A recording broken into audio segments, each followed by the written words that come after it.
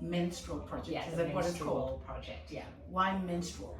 I think we wanted people to understand what we work on, and we wanted people to know, like, from the get-go, we are the Menstrual Project, and we talk about menstrual rights, and it's really about education and the fact that menstrual rights are human rights. Why would people not know that?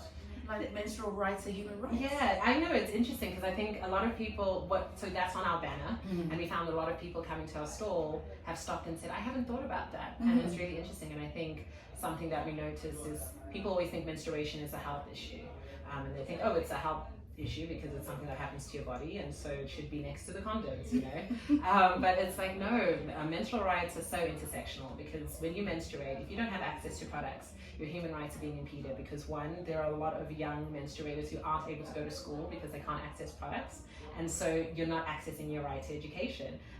People who don't have access to water, it means their dignity of making sure they're able to wash and be clean is taken away from them. So that's a human rights issue as well. I mean, we look at things like menstrual leave, for example. That's something we're trying to push through in Parliament, because menstruation periods, they're so painful, and I'm forced to take sick leave, but it's a specific thing that I get every month. So you're telling me I can get 1 day of a menstrual leave a year? I don't get 1 day of pain. I think this is something that happens every month. So we talk about all the ways menstruation intersects in so many ways. There's GBV. We talk about period shame, and we believe that if you understand your body and you understand what works, and if you're not ashamed of your body, it goes towards making sure that you understand how to say no, where you can understand to stand up for yourself.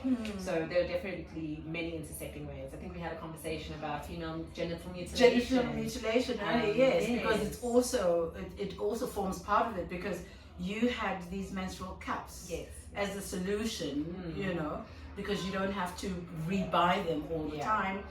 You just clean it and put it away. But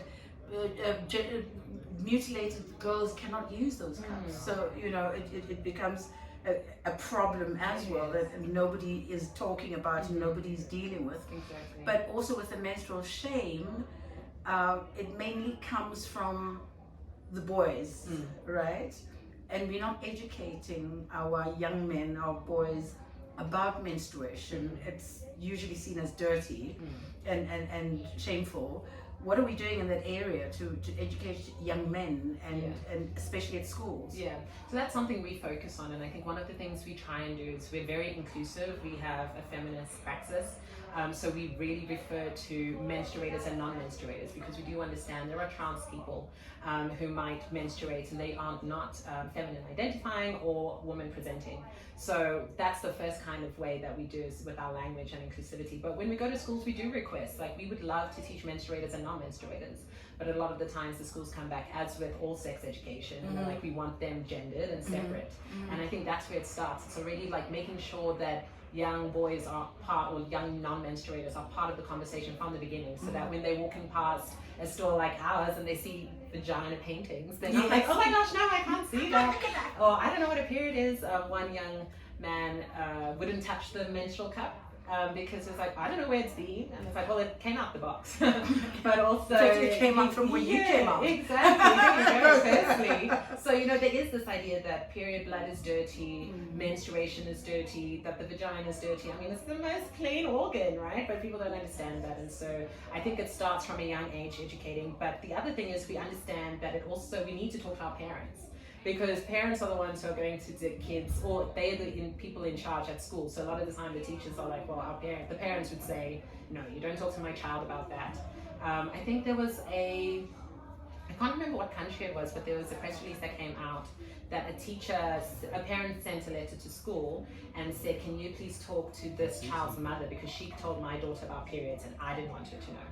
And so it was like a whole thing, and the teacher was saying, oh, but I was at the conversation, and then they wanted to get the teacher expelled or like suspended.